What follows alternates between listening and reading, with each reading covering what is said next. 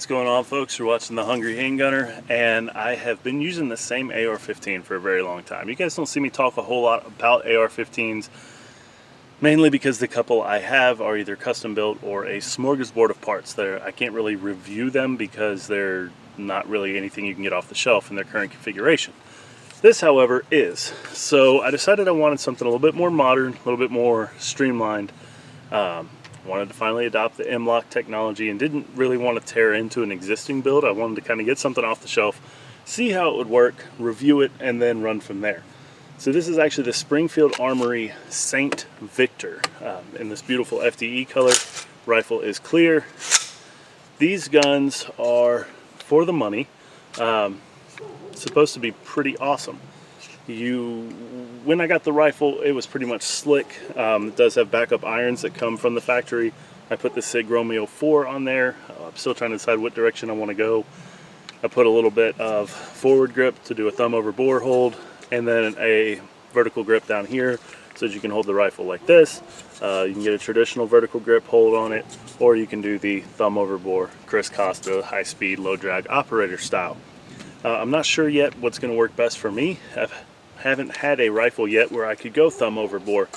So I do shoot that way when I shoot friends' rifles, but everything else that I've had has had a front sight post gas block on it. So this is going to be interesting for me. But yeah, with the exception of the red dot and the little bit of hardware down here on the handguard, this is a factory rifle. You'll notice it has a pretty interesting muzzle brake there. And these are spring-loaded backup irons, so those should be serviceable. Don't plan on having to use those a whole lot because dot is life. 6 position. This one came with a mag pull, 6 position stock. You have a mag pull grip down here. You can tell there's an absence of Picatinny along the top. So from what I understand from SIG, they went that route because the adoption of a lot of this thumb over bore grip with the Picatinny was irritating people. So if you are dead set on having rail up along the top of your handguard, this may not be the route for you, or you may have to replace this handguard. You have a little tiny section of pick rail up here that the front sight is affixed to, so this should work just fine for my needs. We're gonna put it to the test though. So I think what we need to do now is shoot it, see how she does. All right guys, I'm at a distance of about 50 yards from my steel silhouette and probably 45 yards, 44 yards, somewhere in there from my little swinger. Had a little issue when I was sighting in my SIG Romeo 4 red dot. It looks like the battery died on it, so not entirely shocked. To lesson to you guys though, if you're going to use an optic for defensive use, probably come up with a battery maintenance schedule. Change it before things like that happen. So fortunately I was out at the range today, and I don't feel like walking all the way over there and getting another battery. So I'm going to run the irons, which is kind of a true testament of how the rifle comes anyway. So, that being said, let's do a little shooting.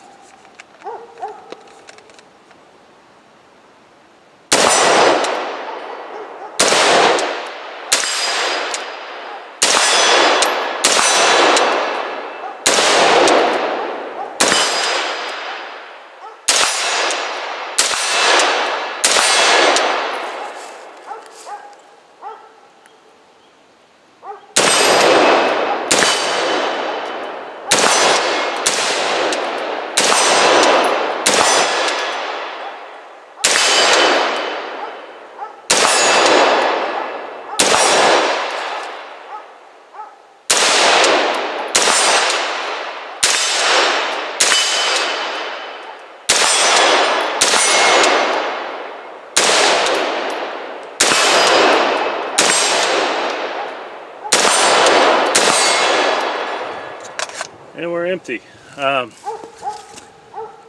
We'll feed off these metal mags. So I know my friends have had a few ARs, a little bit lower end I think, that would not feed off the metal GI mags.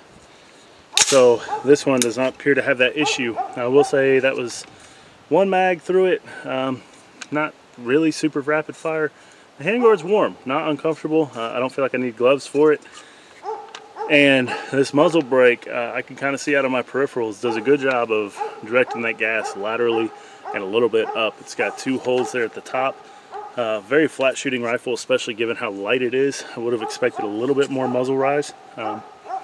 Like it so far. So yeah, guys, stay tuned. I don't shoot rifles a whole lot, especially here because of the limitations of my range, and it doesn't really do the rifle justice. So just kind of a first impression show and tell video on this guy. I'll drop a link to Springfield's website in the description so you guys can check them out for yourselves. Looks, I give it, I mean, that's going to be subjective, but I definitely give it a high score on looks. Ergonomics are good. It's a really light rifle. These M-LOK handguards do a good job of cutting down weight while still giving you plenty of access points to kind of do what you want with them. I think it's really cool that a rifle in this price range does come with these spring-loaded backup sights. Some of you higher-end rifle manufacturers sell your rifles with sights. People paying that kind of money deserve to get a product they can use out of the box, in my opinion.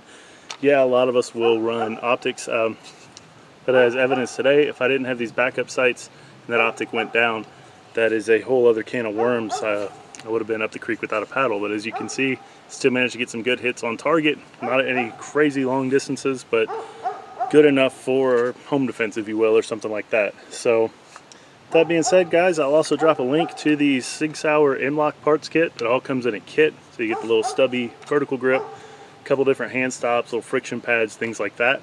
We'll be mounting a light to this. Stay tuned for that. And I think that's about it. All right, guys, stay safe, keep shooting, change your batteries in your optics, and I'll see you next time.